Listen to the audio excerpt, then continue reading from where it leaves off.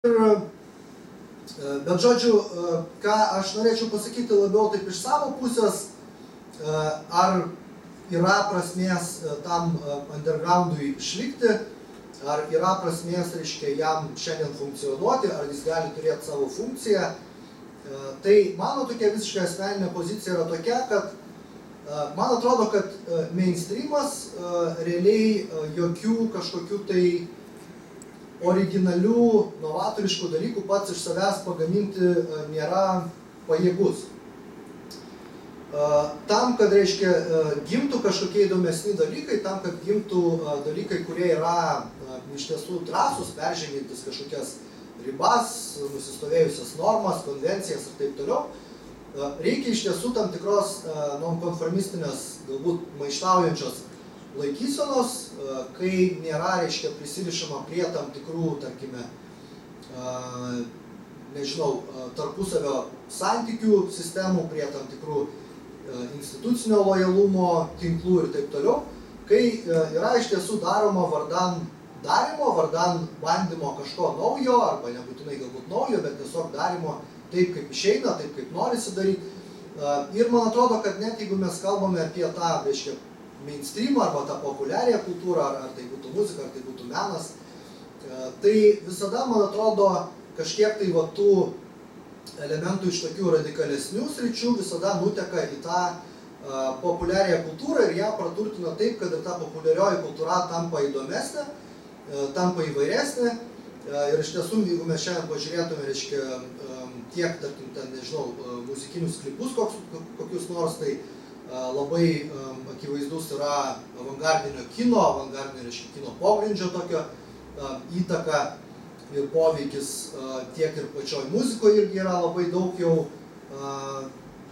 internalizuota ir pasisavinta, naturalizuota tam tikrų elementų, kurie jau tarsi tapo visiškai tvirtinti pop muzikoje, bet vėlgi, jeigu mes atsektume jų atsiradimo šaknis, tai jie visiškai vėlgi ateina iš underground. Ta patį apie, galėtume, reiškia, pasakyti apie turbūt meną, kuris yra eksponuojamas didžiausiose ten tarptautinėse bienalėse ir taip toliau. Vėlgi labai daug yra elementų iš to, kas gimė kokiam, nežinau, 7-8 praeito amžiaus dešimtmetį visiškam pogrindyje ir taip toliau. Žodžiu, visa tai kažkokiu tai būdu praeina tam tikrą filtraciją, praeina tam tikrą pasisavinimo procesą ir atsiduria, reiškia, kažkokioje labiau visuotinai matomoj erdvėj. Bet kas man šiandien, kas mane šiek tiek neramina šiandien, tai man atrodo, kad apskritai tokia alternatyvi ir nonkonformistinė laikysena tampa kuo toliau, tuo mažiau kažkaip tai tiek populiari, tiek, na, vertinama pozityviai. Nes netgi stebint, reiškia, tokią, na, pakankamai jauną kultūrą, pačius jauniausius kultūrinius ratus, aš kažkaip pastebiu, kad viskas pasisuka būtent link tokio, na, prisirišimo prie institucijų, prisirišimo prie kažkokių labai aiškių tinklų, prie labai aiškių, vėlgi, lojalumo tam tikrų schemų,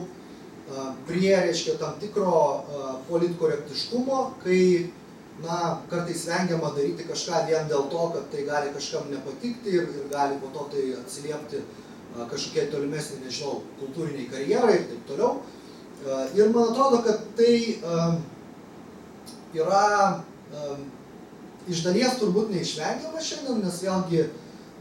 tas visuotinai deklaruojamas, reiškia, šiuolaikinės visuomenės atvirumas,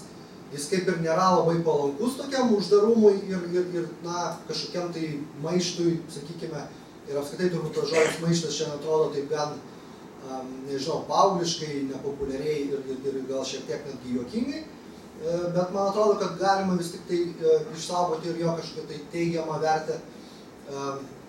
O kita vertus, reiškia, nepaisant to viso atvirumo, mano toks, na, norėjimas, noras tikėti ir galbūt vat, ir klausimas diskusijai ir būtų, reiškia, ar vis dėlto šitoj va tokio visuotino atvirumo jau faktiškai kaip, na, tokio imperatyvo ir pareigos sąlygomis, ar vis tik tai įmanoma būtų tą uždarumą kažkaip puoselėti, na, produktyviai, kad vis tik tai tam tikri kultūriniai ratai, tam tikros kultūrinės bendruomenės vis tik tai liktų labiau uždaros,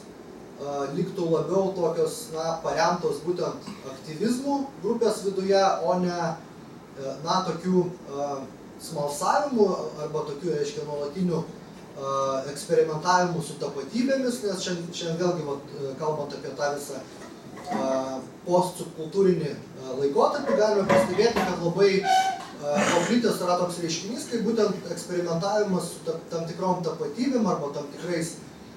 stilistiniais elementais, nes šiandien žmogus gali vieną dieną, tarkim,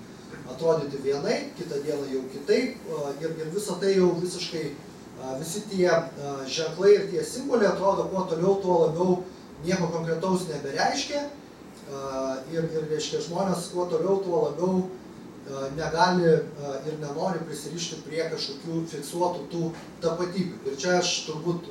baigdamas ir grįšiu prie to paties, kuo ir pradėjau, kad man ir pačiam tai yra toks, turbūt neišspręstas klausimas, nes man ir pačiam yra pakankamai sunku prisirišti prie kažkokios fiksuotos, labai apibrėžtos subkultūrinės tapatybės, bet tuo pačiu kažkaip tai norisi tikėti, kad tai bent jau kaip galimybė neišnyks. Tai va, tai taip gan turbūt eskiziškai, bet manau, kad maždaug mano požiūrį ir laikyseną supratot, tai dabar labai įdomu bus išgirsti jūsų reakcijas, jūsų nuomonės ir taip toliau.